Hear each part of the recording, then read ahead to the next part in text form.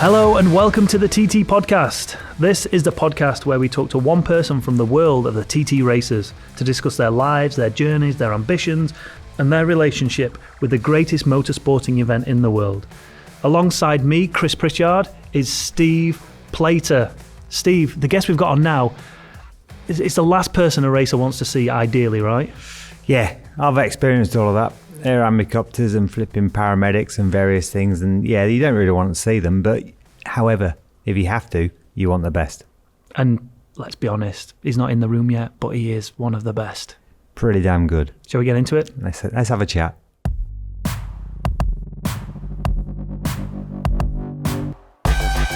Dr. Gareth Davies is the former medical director of the London Air Ambulance Service. He has dedicated his life to saving the lives of others.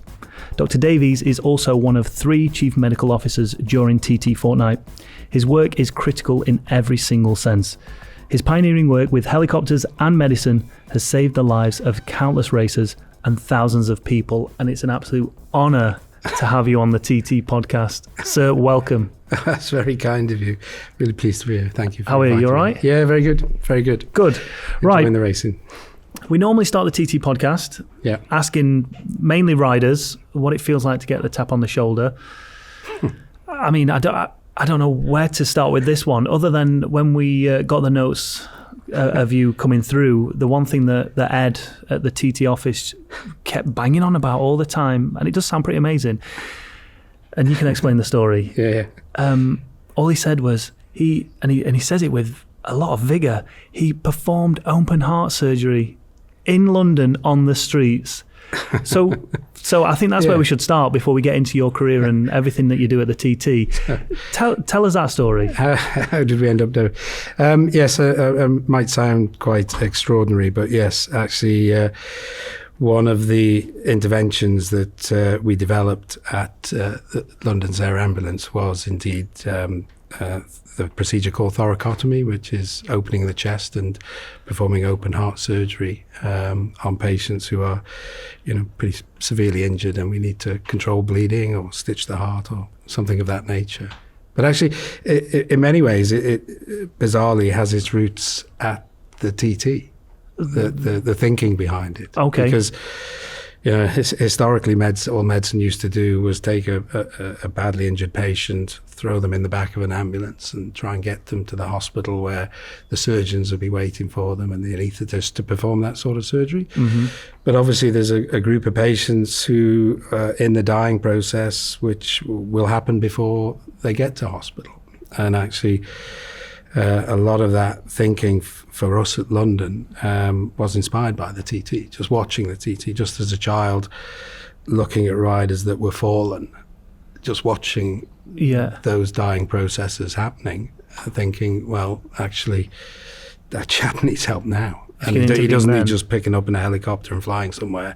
We need to start the process here now, at the roadside. So what happened to the person in London? Sadly, that procedure was developed for people who had what we call penetrating injury to the chest, so people who'd been stabbed or shot or something of that nature, perhaps impaled on something.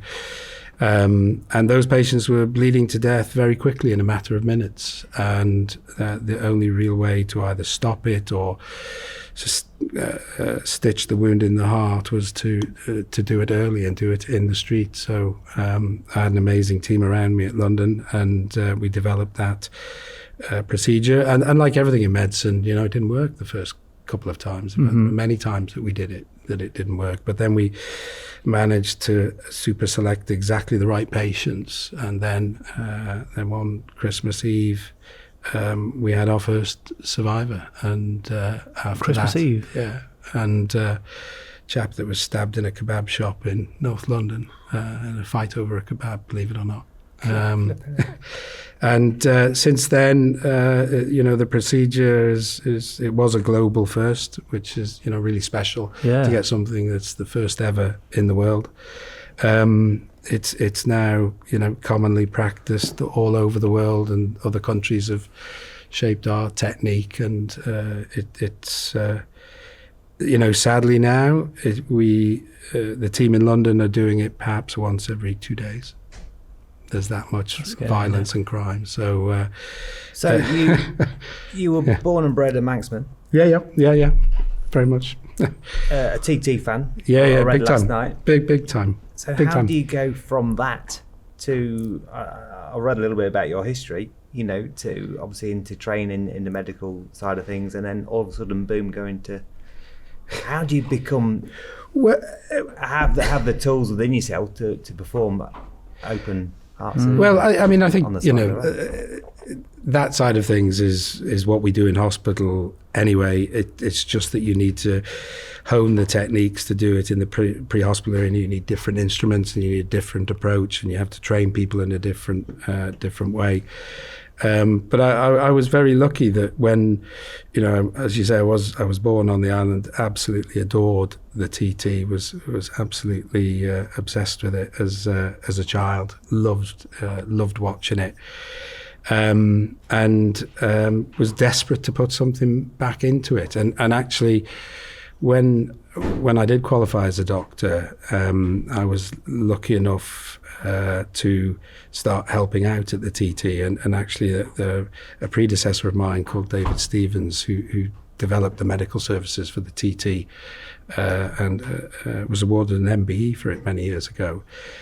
He gave me my first break. He put me on the helicopter here at the TT, and I think it was 1989 or something like that. And back then the helicopter was a bit like a scene from Vietnam War. All we did was fly, pick up the patient, throw them in the helicopter and get them back to the hospital as quickly as possible. Flying taxi. Literally. Yeah. So, the equipment we had were really, a pair of aviators, some gloves for handling a stretcher, and a tabard. And it didn't feel right to me that we were doing that, and it actually gave me my lucky break in so much that I applied for the post in London where the helicopter had just started, and they couldn't get anyone to staff it, believe it or not, because it was a completely new concept. It was medicine rejected it, didn't want it. Lots of hospitals tried to get it to close down, and I was one of the few people, young doctors, that could actually have on their CV they'd done some helicopter work, because no other, unless you were a military doctor in the UK, no civilian doctor would have had that on their CV. So that gave me my break into medicine, and I went to London to work on the helicopter for 6 months, and stayed there for my career. So got stuck. Why would people? What's the word I'm looking for? Be against the helicopter? I think like any innovation, it can be met with abreaction. Systems don't tend to like change too much, and medicine's no different to any other specialty or industry. So it did go through a troublesome period of people trying to close the helicopter down. They thought doing this surgery in the streets was the work of a maniac. Wind on 30 years, and now it's a standard of training, and where many people listening to this podcast, where they live, they will have a helicopter air ambulance that supports that area in the UK, and they will all be trained in this procedure. So it's amazing how life but you take a few hits. So just rewinding slightly again, why medicine to begin with? Growing up on the Isle of Man, and you said you watched race, but why medicine to begin with? I don't know. I think that's just something you were born with, because my dad was a vet, and I had no affinity for that. It was quite handy because he used to take me to the racing, so it would set off if it was a practice evening. He would dump me at the bottom of Bray Hill, go and do his clinics, and then pick me up, and then we'd go to Quarterbridge and watch the racing. And then if it was race day, same thing would happen. He would drop me at Ballacrane. It'd be about like 8 or maybe even less, 6 or 7. He'd drop me at Ballacrane with some Ringos and Curly Whirly, and they push me to the front of the queue where all these bikers would be very kind to me, and I'd sit at the front. He'd go and dehorn some cows, then come and pick me back up, and so actually it worked really well for getting me into the TT. But no, I always felt I wanted to be a doctor, and I was always fascinated by, you know, the human spirit and the human physiology and anatomy. So I felt really privileged, to be honest, to experience that at the TT and look at people who were injured, and, you know, just play in my mind, even as a kid, you know, what was the right thing to do, and try and, you know, create a system that would tend for those patients. And eventually it rolled out. I read, I think last night, that you know, as early as I think the 60s, 70s, there's a helicopter for the TT. I'm like seriously proud of that. Seriously proud, because there was true vision and inspiration there, without a shadow of a doubt. You know, helicopters had been used to tend for patients in the Vietnam War. Was probably the most obvious example. People recognize that, you know, the television program MASH, at the beginning of MASH. So people recognize that, but they didn't have doctors on them. And actually, the first record that I can find of anywhere in the world using civilian helicopters with a doctor on board is, believe it or not, the TT. Okay. Well before places like America started it in the 70s, and Germany. It was a slightly weird combination, because in that helicopter, which was a piston-driven helicopter, which you'd think twice about getting into nowadays, there was a copper, a doctor. They were so fragile, you had to carry an engineer in the aircraft as well. And of course, there was a pilot. It was visionary, to say the least. And obviously, it was only happening at the TT, but I've lectured all around the world pointing that out to my peers in America. As a youngster, when your father used to drop you off and let you watch the race, there was no, you're a motorcyclist, there was no inspiration or outlook to be one of those guys putting a crash helmet on and going down Bray Hill? Yeah. Oh no, there was, without a doubt. I was desperate to, and there's a sad end to this story, but I was desperate to race and get a bike. You know, so the people that I were watching at the time, you know, the Charlie Williams, Charlie Mortimer, you know, Pat Henry, all that era. Was he any good, Charlie Williams? Because he talks the talk. Oh, he talks it. Well, I tell you, one time there was like seminal in my... Sorry, Charlie.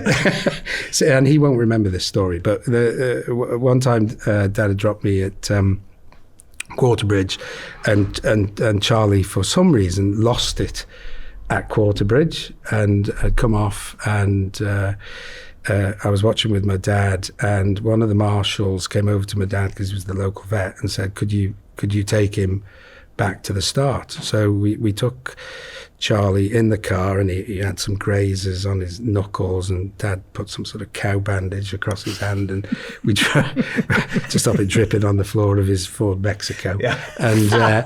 And we drove him back to the pits, and I was like I didn't speak for about 2 weeks after that. I was absolutely dumbstruck, because A, to get close to a TT rider, which is something I wanted to do, and B, have him in our car, and then believe it or not, appeared on the front page of the Examiner in a little column. Well, I mean, that was just unbelievable. Unbelievable. So no, I was very keen, and actually, this, you might consider I'd be this more excited about being in the Ford Mexico. I was quite proud of that. Was it a Mark 1? Mark on, yellow, black stripe. So Dad was a bit of a petrol head in some ways, but he was never into bikes. But no, I was desperate to it, and I loved the sidecars. I thought it was the most heroic. People like Siegfried Schautzu and Wolfgang Kaluch and Rolf Steinhausen and people like that, I thought were just beyond words, their bravery and every time I said I wanted to be a sidecar passenger when I was a young kid, you know, mum would get really upset, and the family would they really wanted to try and steer me away from bikes. And that's where this story turns bad, because I ended up getting a horse. Oh, flip it. Yeah, I know. Yeah. So we ended. Yeah, no, it did have a sad end. Yeah. I got a 13.2 pony. And what I wanted was a YZ. I got the YZ. Far more dangerous. Well, this is the irony. If you go to a spinal injuries unit, half of them are motorcyclists and half of them are equestrian riders. So, yeah, it was a bad start. It was full of jobbers, leather boots, whips. Not a part of my career I'm proud of. Probably shouldn't be talking about it on a bloody podcast either, to be honest. If I'm being honest. Found out now. Probably too far gone. But no. So I then ended up with a TY 175 and a YZ 175. But actually, one of the sad things is that if you want to do something like medicine and academia, it doesn't leave a lot of space for. No, you can't do two things. So. So you never raced? I never raced, which was a great shame. And then, obviously, you get married, you have kids, and that sort of sacrificed any aspirations of, of trying to do any form of racing. I bet there's quite a few racers though that are glad that you never started racing. Well, I bet they're still here because of that fight. There's a few around. Yeah. There's a few around. So all your qualifying was done on the island, or did you travel to the mainland and study there? No, when you grew up on the island, you stay here till sixth form until you're 18, and then obviously you have to go away to medical school. So I left the island at aged 18 to go to medical school in Sheffield. And probably the best city in the world to learn. It was absolutely fantastic. Thank you. Loved it. You're talking to a Sheffield. Such great memories of Yorkshire, and the biking out there was just superb. So the one thing I could do was join the bike club at university, and did at one point do a spot of rallying in my sister's Mini, which really? What, official rallying, or just you just went off road and did it? Well, it was called night rallies at the time, which were sort of driving, navigating. Driving. Yeah. It was that wasn't too sensible actually, because we didn't really tell our parents, and the navigator didn't tell his parents, and then we stuffed it about 2 weeks before finals into a hedge somewhere in Derbyshire, and. Then we weren't hospitalised or anything, but it didn't go down well with the parents. 2 weeks before finals, having at least you could stitch yourself up and hide it pretty well, though, couldn't you? No medical record of this one. So that was the end to an illustrious rallying career. So I know my place now in life is to just try and mend people. So did you stay in Sheffield and work there afterwards? So I then moved to Rotherham and spent my first year as a houseman in Rotherham, and then which I have very fond memories, apart from having my FZ stolen from outside the hospital. In Rotherham? I know. I'd have thought it. Which was very new, because in the Isle of Man, I'm sure many of you are aware that touch wood. The crime rate is good. People don't tend to lock their vehicles and what have you. So actually to have a vehicle stolen was something that really hurt the psyche. And I had a FZ 750 stolen from Rotherham District General Hospital, and I replaced that with another FZ 750, and then that was stolen outside Middlesbrough Hospital. On both occasions, very stressful events, because I'd put a Vance and Hine pipe on both of them, and I could hear this oik riding round the bloody hospital. And I'm on the phone to these coppers going, I can hear him now. He's on such and such a street. To no avail. To no avail. So there's a good side and a bad side to a Vance and Hine's pipe. Exactly. And what kind of a road rider were you then as a youngster? I was a sort of Simpson bandit helmet wearing of a rebel individual. A hooligan, some might say. I don't know if I'd label myself as a hooligan, but no, my mum made me do the advanced motorcycle test when I was 16, because on the Isle of Man you can buy, on the Isle of Man you could qualify on a bike and ride a bike from the age of 16 unlimited. Mm-hmm. So my first motorcycle was a GSX 250. The only way I was allowed to do that was if I did the Star Rider silver and gold that year. So I did that. I did Star Rider. Yeah. But it was very good. And, I'd encourage any motorcyclist, budding motorcyclist, is to do those advanced tests, early. And they're not what you think. They're not about, poodling along, putting your arm out and stuff. It's about maximum progress. And I've done various when they're sponsored British Superbikes as well, and actually it's the police that take you out half the time, and they don't hang around. Well, I had a GSX 250, and I thought I was quick on the island here, and there were 3 of us out on this ride, and the guy that led the Star Rider course was a police traffic cop on a bike that no one had ever heard of, which was like this 2-cylinder 450 Kawasaki, which only he seemed to have. No one else in the world had this bike. But I remember going through the roads of Derby, thought I was giving it loads, and he came past me on the outside of a bend, ushering me on with his left hand to go faster. So it sort of made the point to me that actually it is about riding safely but riding quickly and within your limits, and so that was a good backdrop to riding, and then I did a lot of trips down to the Bal d'Or and things like that, which were fantastic. Nice. Loved, You're a proper motorcycle fan then? Yeah. No, I was really. What sort of years? This would be like from. You're going to test him? I don't know. Probably 80. No. So I was at university when we were going down to the Bal d'Or. So it would be like mid to late 80s, that sort of time. Yeah. When it was sponsored by Pritchard and stuff like that. So and we also went out to went to Donington. I had 10-12 years of world endurance, and I rode for the factory Kawasaki team in '99, but it was just incredible. Oh, I loved it. And we went to the transatlantic races in at Donington every year. That was so who were your heroes then? Who were you looking up to?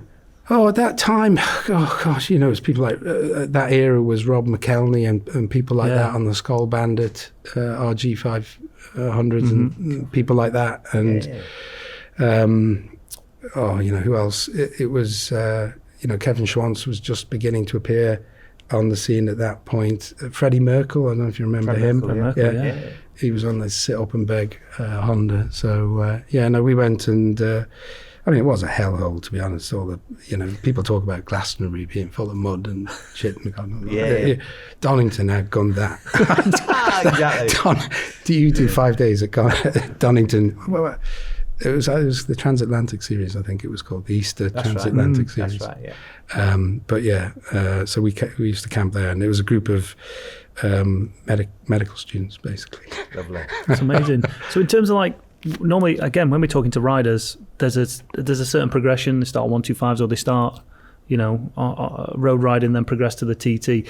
When it comes to medicine, do you have is it like you have a specialty that you work towards, and was that always with the TT in mind that you wanted to go back and help on the island? Well, I knew actually when I started med school I wanted to do pre-hospital care, which actually wasn't even a specialty. Emergency medicine was just what you call casualty or A&E. These are the old names for it. It's now called emergency medicine.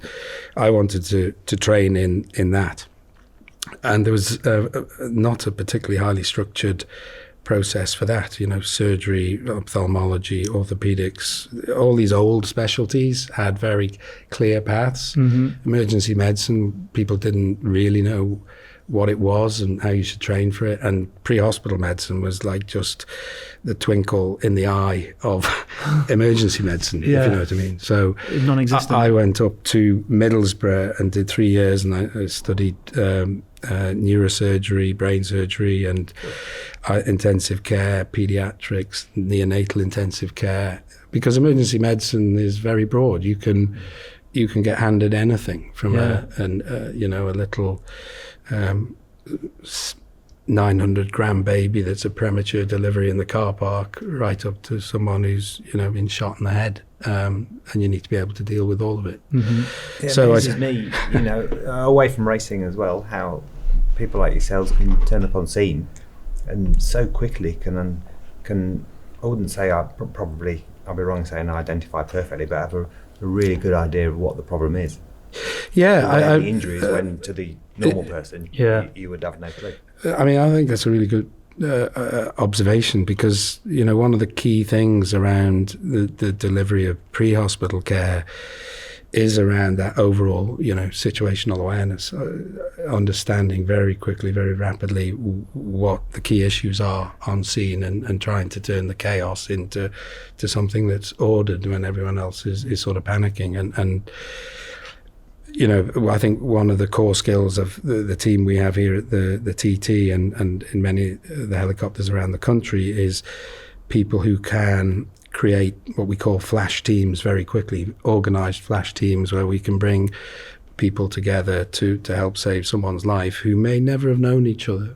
So in London, that might be a copper, it might be a member of the public, it might be a fireman, it'll be an ambulance crew you've never met before, but somehow you have to gel into a team that is really efficient and organised and composed to stop someone dying. And and I think that's for our specialty, that's an amazing skill for people to have, and it's probably still in medical terms not recognised as much as someone who does a hip replacement or something of that nature. But the ability to bring people together and do all the right things for the patient in the right sequence, and maintain bandwidth, not just for dealing with the patient that's in front of you, but it might be the car driver that knocked the cyclist off. You have to care for him or her as well, so that you're, and the same is true here at incidents on the island. You've got to have that overall situational awareness of an incident, not just get eyes down and focus on the one patient, because that's where you don't get blinkers on. You get blinkers on, and you might even put your own life at risk if you get too down and focused, if you know what I mean, because there's a degree of jeopardy in pre-hospital medicine, like providing care for riders at the TT. Is it something you learn, or is it part of the training? No, we try and train for it now. It wasn't, I think our generation had to learn it the hard way, but it's something now that we try and train into people, and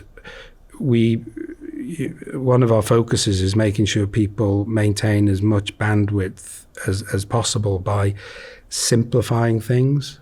And I'm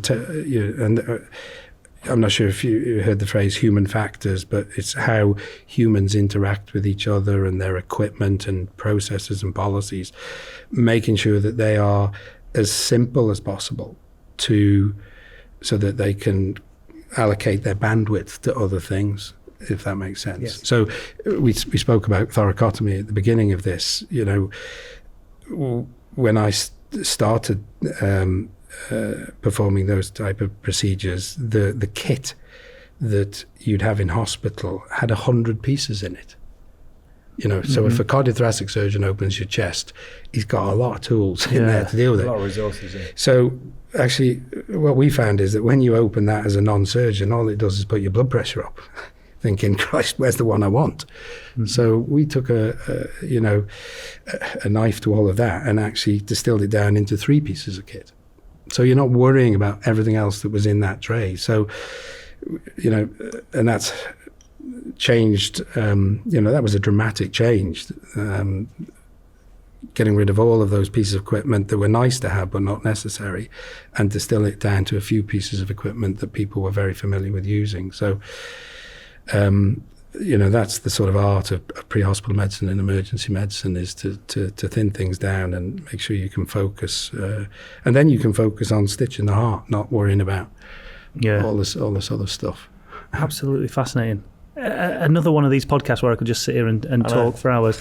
But we'll end part 1 here.